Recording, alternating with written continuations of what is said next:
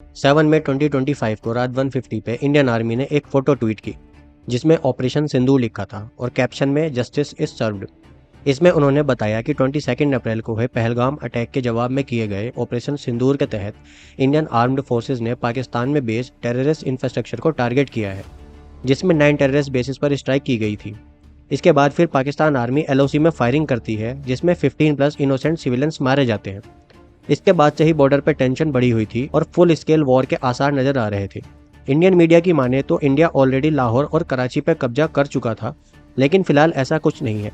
But अगर ऐसी situation बनी रहती या फिर आगे बनेगी, क्योंकि पाकिस्तान तो नहीं मानेगा, तो लाहौर या कराची तो नहीं, लेकिन कुछ ऐसी प्रैक्टिकल लोकेशंस है जो इंडिया अपने कब्जे में करना चाहेगा और कर भी सकता है, जैसे कि हाजी पीर पास और बिदोरी टॉप। दोनों पीओके के हवेली डिस्ट्रिक्ट में आते हैं। बिदोरी टॉप जो लगभग 12,200 फीट की हाइट पर है, एक डोमिनेटिंग पीक है। यहाँ से पाकिस्तान की आर्मी इंडियन साइड के मल्टीपल फॉरवर्ड पोस्ट पर क्लियर सर्वेलेंस रखती है। इसका मतलब यह है कि पाकिस्तान को इंडियन ट्रूप मूवमेंट्स का रियल टाइम आइडिया होता है और वो अपने अटैक्स और इन्फिल्ट्रेशन उसी हिसाब से प्लान करते हैं। इंडियन साइड के कुछ एरियाज यहाँ रिवर्स स्लोप पर आते हैं, जिसका मतलब है कि पाकिस्तान के पास अपर ग्राउंड है, जिससे कंपैरेटिवली इंडिया की डिफेंसिव पोजीशन इस प्लेस में थोड़ी वीक बन जाती है।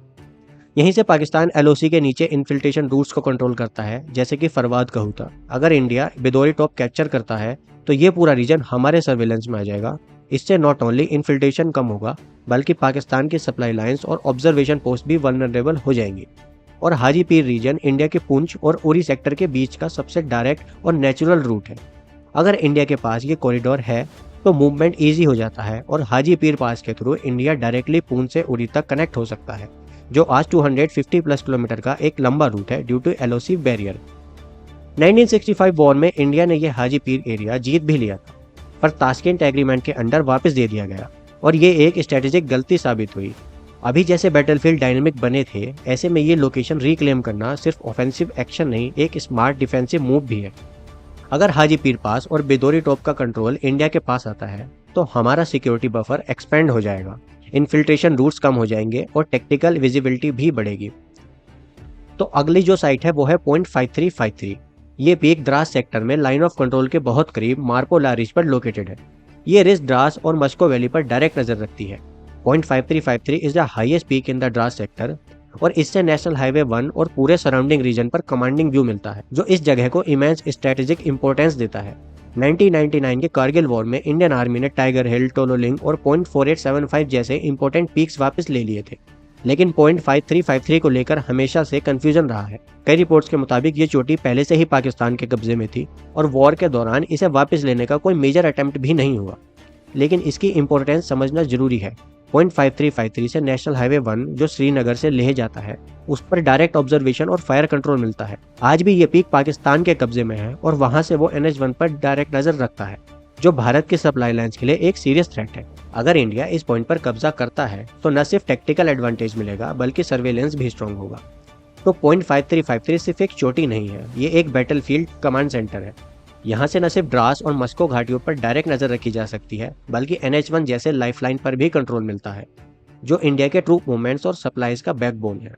जरूरत पड़ने पर यही पॉइंट पाकिस्तान के अंदर घुसकर उनके वाइटल सप्लाई रूट्स जैसे गुलतारी से गुजरते रास्ते को डिस्टर्ब करने का लॉन्च पैड बन सकता है। जंग के दौरान जब हर मोमेंट क्रिटिकल होता है, तब ऐसे हाई ग्राउंड्स गेम चेंजर साबित होते हैं। इसीलिए पॉइंट 5353 को समझना जरूरी है। ये सिर्फ एक ज्योग्राफिकल लोकेशन नहीं है, ये एक टैक्टिकल मास्टर की है, जिसके कंट्रोल से पूरा कन्फ्लिक्ट का बैलेंस बदल सकता है। यही वजह है कि पॉइंट 5353 सिर्फ एक पीक नहीं, ये एक प्रेशर पॉइंट है, जिसे कंट्रोल करना मतलब पूरे द्रास सेक्टर की कमांड अपने हाथ में लेना। अगली जो लोकेशन है वो है शकरगढ़ बल्ज। ये एक स्ट्रेटेजिक एरिया है जो पाकिस्तान के पंजाब में रवि और चेनाब रिवर के बीच लोकेटेड। बल्ज पाकिस्तान की तरफ से भारत की बाउंड्री में एक आगे निकला हुआ हिस्सा है, जो जम्मू पंजाब कॉरिडोर के पास है। ये छोटा सा एरिया स्ट्रेटेजिकली इतना पावरफुल है कि इस पर पूरी वॉर का बैलेंस डिपेंड कर सकता है। ये बल्ज पठानकोट एयरबेस से सिर्फ 25 to 30 किलोमीटर दूर है। मतलब अगर कोई फुल ब्लॉन वॉर होती है तो पाकिस्तान यहाँ से डायरेक्ट आर्मर्ड थ्रस्ट लॉन्च कर सकता है और पठानकोट जैसी कई मिलिट्री हब को कट ऑफ कर सकता है, जिससे कि जम्मू और कश्मीर के सारे reinforcement including airlift supply lines रुक सकते हैं।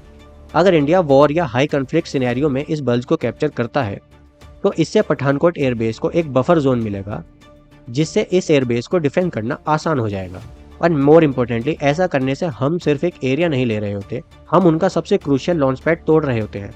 वो जगह जहाँ से एक पूरी स्ट्रेटेजी स्टार्ट होती है, उसी को अगर हम चोक कर दें तो आगे बढ़ने से पहले ही उनका गेम रुक जाता है। और अगर शकरगढ़ बर्ज भारत के कंट्रोल में आता है तो उसके साथ करतारपुर कॉरिडोर भी इंडियन ऑब्जर्वेशन के अंदर आता है, एक ऐसी जगह जो रिलीजियसली और इमोशनली सिख्स के लिए बहुत इंपॉर्टेंट है। इससे सिर्फ एक स्ट्रेटेजिक गेन नहीं, डिप्लोमेटिक और कल्चरल लेवरेज भी मिलता है। मई 10, 2025 को इंडिया और पाकिस्तान ने एक नए सीज फायर एग्रीमेंट पर साइन किए थे, लेकिन सिर्फ कुछ घंटों बाद ही पाकिस्तान ने एलओसी पर ड्रोन स्ट्राइक्स और शेलिंग शुरू कर दी थी। इस सीज फायर के बाद भी जम्मू, कश्मीर, पंजाब और राजस्थान के कई हिस्सों में ब्लैकआउट्स और ड्रोन साइटिंग्स रिपोर्ट की गई थी। ये सब दिखाता है कि सरफेस पर चाहे कितनी भी शांति हो, लेकिन ग्राउंड पे टेंशन अभी भी कॉन्स्टेंटली शिमर कर रही है और पाकिस्तान कभी नहीं सुधरेगा। और इसीलिए शकरगढ़ बर्ज जैसी जगह सिर्फ मैप्स के डॉट नहीं है, ये साइलेंट डिसाइडर्स हैं जिनसे फ्यूचर कॉन्फ्लिक्ट्स के आउटकम डिसाइड हो सकते हैं। सो अगली बार जब आप न्यूज़ में सिर्फ एक पीक या एक बर्ज का नाम सुने तो समझ जाए बात सिर्फ ज्योग्राफी की नहीं होती, बात होती है जियोपॉलिटिक्स, प्लानिंग और एक पूरे रीजन के फ्यूचर की। अगर आपको ये वीडियो इन्फॉर्मेटिव लगा तो लाइक ज़रूर करिएगा और हाँ, चैनल को सब्सक्राइब करना ना भूलें। धन्यवाद।